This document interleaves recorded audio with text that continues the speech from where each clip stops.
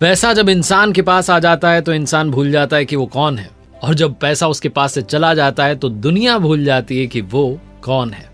पैसा बड़े कमाल की चीज है, बहुत कुछ होता है लेकिन सब कुछ नहीं होता है। पर्सनल फाइनेंस से जुड़ी बहुत सारी किताबों के बारे में आपने सुना होगा, लेकिन आज मैं आपको एक ऐसी बुक के बारे में बता रहा हूं जो आपको साइकोलॉजी ऑफ मनी यानी कि पैसे का जो मनोविज्ञान है उसको बताती है। मॉर्गन हाउसेल ने ये बुक लिखी है, और ये बुक जब भी फाइनेंस की बात आती है, पर्सनल फाइनेंस को मैनेज करने की बात आती है, तो मस्ट रीड बुक कही जाती है। बहुत आसान शब्दों में आपको 5 लर्निंग्स इस बुक से बताऊंगा जो कि आपको सारी बुक का सार समझा देंगी। मॉर्गन हाउसेल की लिखी हुई किताब द साइकोलॉजी ऑफ मनी, जिसमें धन के मनोविज्ञान के बारे में बहुत डिटेल में बताया गया है।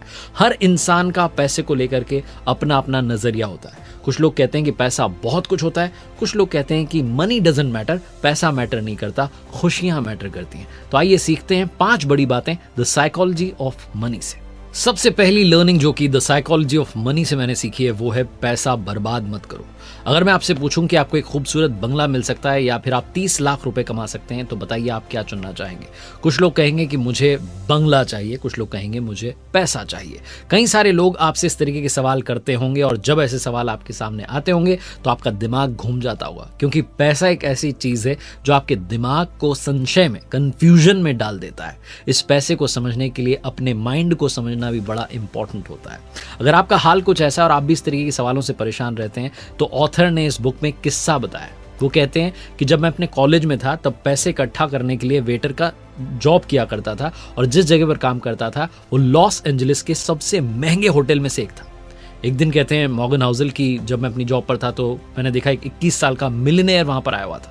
वो बहुत स्मार्ट था, टेक्नोलॉजी की अच्छी पकड़ थी।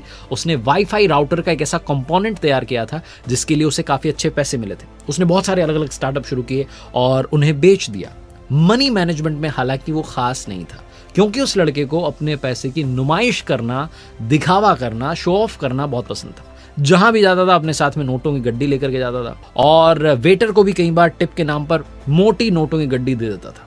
एक बार जब वो एक शॉप पर पहुंचा तो दुकानदार ने उसे पैसे के बदले सोने के सिक्के दिए। तो आप सोचिए कि उसने क्या किया होगा। वो समुद्र के किनारे गया और बीच साइड जाकर के अपने दोस्तों को भी सिक्के दिए और कहा चलो फेंकते हैं, किसका कितनी दूर जाता है सिक्का। इस तरीके की हरकतें उसने की, और एक दिन ऐसा भी आया जब वो एक होटल के लैंप से टकरा गया था और उसकी वजह से वो लैंप टूट गई थी।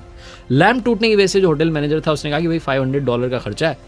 तो इस लड़के ने वहां तमाशा किया। इसने होटल के मैनेजर को $5000 दिए और कहा कि ले जाओ, जितने लैंप ठीक कराने करा लो, और दोबारा मुझे अपनी शक्ल मत दिखाना। अगर आप ये किस्सा जब सुन रहे हैं तो आपको लग रहा हो कि ये फेक है, फर्जी कहानी, ऐसा कुछ नहीं है, ये सच में हुआ। ऐसे लोग होते हैं जो पैसे का दिखावा करते हैं जब पैसा उनके पास में आ जाता है, और एक दिन ऐसा भी आता है जब वो दिवालिया हो जाते हैं। इस लड़के के साथ भी ये हुआ। पैसे के नशे में इसने अपना सारा पैसा खो दिया क्योंकि इसे घमंड हो चुका था। ये दोस्तों के साथ में अपने पैसे को बर्बाद कर रहा था, और वो दोस्त भी जब इसके पास में पैसा खत्म हो गया तो इसका साथ छोड़ करके चले गए। अब जो मॉर्गन हाउसेल हैं उस टेक्नोलॉजी एग्जीक्यूटिव के बारे में बताते हैं, और एक साधारण से सफाई कर्मी यानी कि जो स्वीपर होते हैं उनका पैसे को लेकर के क्या बिहेवियर उसको कंपेयर करते हैं। वो कहते हैं कि पैसे को कमाना जरूरी है और उसको सेव करना भी जरूरी है। उसके लिए किसी टेक्निकल नॉलेज की जरूरत नहीं है, उसके लिए आपके माइंड सेट की जरूरत है। एक सफाई कर्मी जो कि सफाई का काम करता था, उसने पैसे बचाए और धीरे धीरे उसने एक सही जगह पर जो है स्टॉक में इन्वेस्ट किया, और एक दिन वो करोड़पति बन गया। तो पैसे को लेकर के सबसे इंपॉर्टेंट बात समझने वाली ये है कि कभी भी पैसा बर्बाद मत करो। जो हमारे बड़े बूढ़ों ने हमें सिखाया है, डोंट वेस्ट मनी। दूसरी लर्निंग जो कि मुझे द साइकोलॉजी ऑफ मनी इस किताब से मिली है वो है अमीर बनना तो आसान है, लेकिन अमीर बने रहना बहुत मुश्किल है। और अमीर बने रहना मुश्किल है तो उसमें काफ़ी सारे लोग जो हैं फेल हो जाते हैं। आपने देखे होंगे वो लोग जो बिजनेस स्टार्ट करते हैं, बड़े अमीर रहते हैं, बड़ा शो ऑफ करते हैं, और समय बीतने के साथ में फिर वो टूट से जाते हैं, अपनी अमीरियत को बरकरार नहीं रख पाते हैं। इसलिए अपने करियर में, बिजनेस फील्ड में, स्टॉक मार्केट के इन्वेस्टिंग में सक्सेस पाने के लिए सबसे इंपॉर्टेंट बात यह है कि आप लंबे समय तक सर्वाइव करें।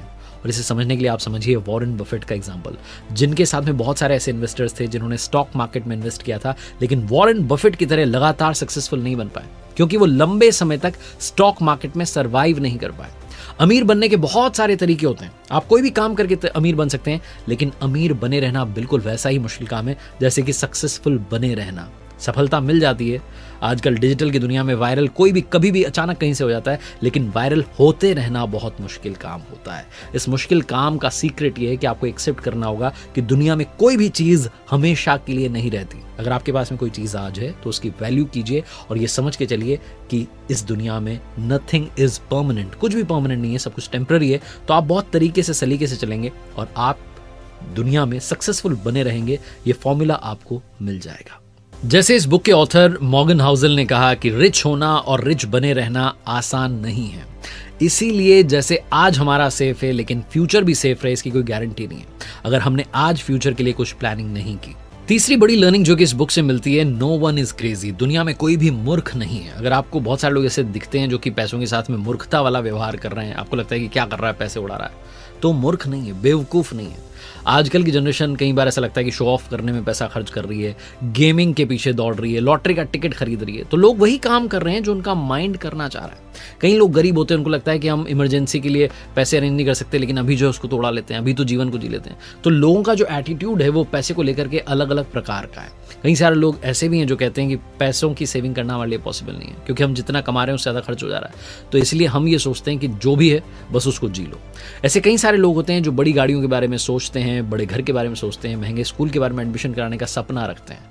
तो अगर आपको ये चीज़ें आसानी से मिल चुकी हैं तो आप उनकी कद्र करना शुरू कीजिए, क्योंकि ये चीज़ें कई लोगों के लिए आज भी एक सपना ही है। मॉर्गन हाउसल एक कहानी सुनाते हैं और वो मैसेज देते हैं कि चाहे इंसान गरीब हो, मिडिल क्लास से बिलोंग करता हो, बहुत अमीर हो, वो अपने फाइनेंशियल रिलेटेड जो डिसीजंस होते हैं वो एक्सेल शीट का एनालिसिस करके नहीं लेता है, वो अपनी सिचुएशंस, अपने इमोशंस से अफेक्ट होकर के लेता है। ऐसा हो सकता है कि जो फैसले मैं लूँ वो आपको बेवकूफ़ी भरे लगें, या भी हो सकता है कि आप जो लें वो मुझे लगे कि क्या फ़ैसला आपने ले लिया। तो हमारी जो ग्रोथ है वो इस पर डिपेंड करती है कि आसपास की जो सिचुएशन चल रही है, जो हमारे इमोशंस चल रहे हैं, उनको हम किस तरीके से मैनेज करते हैं, अपने पैसे को किस तरीके से मैनेज करते हैं और उसका सही इस्तेमाल करते हैं। जब भी आप शेयर खरीद रहे हैं तो आप ये याद रखिए कि किसी ने वो शेयर बेचा है। इसका मतलब कि जब कोई आपको शेयर आप खरीद रहे हैं तो आप उसे सस्ता समझ के खरीद रहे हैं, लेकिन दूसरा इसलिए बेच रहा है क्योंकि उसको महंगा लग रहा है। कुल मिलाकर के कहने का मतलब ये है कि लोगों को हमेशा यही लगता है कि वो बढ़िया डील कर रहे हैं, और हो सकता है कि उस वक्त के लिए वो बढ़िया डील भी हो। आज से 20 साल पहले अगर किसी ने अमेजॉन के शेयर लिए होंगे तो आज वो 2600% के फायदे पर बैठा होगा। हो सकता है कि उस वक्त किसी ने अमेजॉन के शेयर लिए ही ना हो।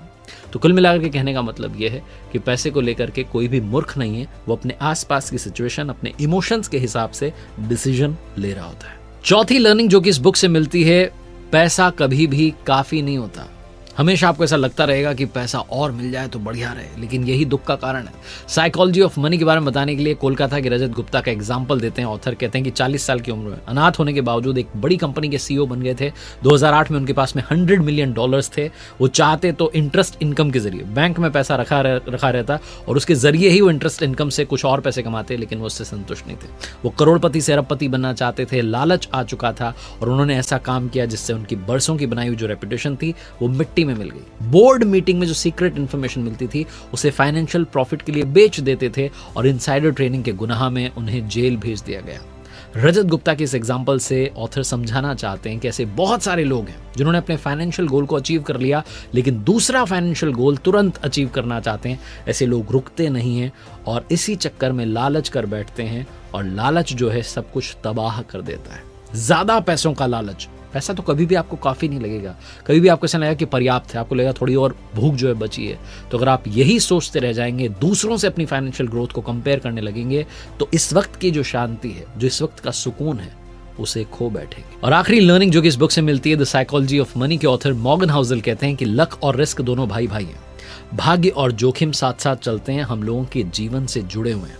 एक छोटी सी कहानी वो बताते हैं कि 1968 में जब बिल गेट्स स्कूल में पढ़ने जाते थे, उस समय पूरी दुनिया में उनके जैसे ही 30 करोड़ स्टूडेंट्स हाई स्कूल में पढ़ रहे थे, लेकिन फाइनेंशियल मजबूती थी उनके परिवार की, इसलिए वो लेक साइड स्कूल में जाते थे। ये वो स्कूल था जहां बच्चों को सिखाने के लिए कंप्यूटर था, और बिल गेट्स उस दौर के लकी स्टूडेंट्स में थे जिनको कंप्यूटर सीखने का मौका मिला। वो कहते हैं, उन्होंने कही थी ये बात ऑन रिकॉर्ड इवेंट में, कि अगर लेक साइड स्कूल नहीं होता तो शायद मेरी कंपनी माइक्रोसॉफ्ट भी नहीं होती। बिल गेट्स की सक्सेस होने के पीछे बहुत सारे फैक्टर थे, उसमें लक भी एक था। बिल गेट्स अपने स्कूल के दोस्त के बारे में बताते हैं कि कैंट नाम का एक मेरा दोस्त था जिसने स्कूल छोड़ दिया होता तो आज वो भी मेरे साथ माइक्रोसॉफ्ट का फाउंडर होता, लेकिन उसने अपनी पढ़ाई जारी रखी और साथ में वो माउंटेन क्लाइंबिंग के लिए गया, और जब वो माउंटेन क्लाइंबिंग के लिए गया तो उसकी जान चली गई।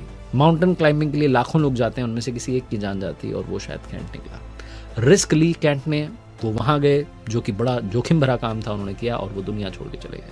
जीवन में सक्सेस मिलने के पीछे बहुत सारे फैक्टर्स होते हैं, रिस्क भी होती है, लक भी होता है, आपकी मेहनत भी होती है। इन सारे फैक्टर्स का अगर संतुलन बन जाए तब जाकर के आपको जीवन में सक्सेस मिलती है।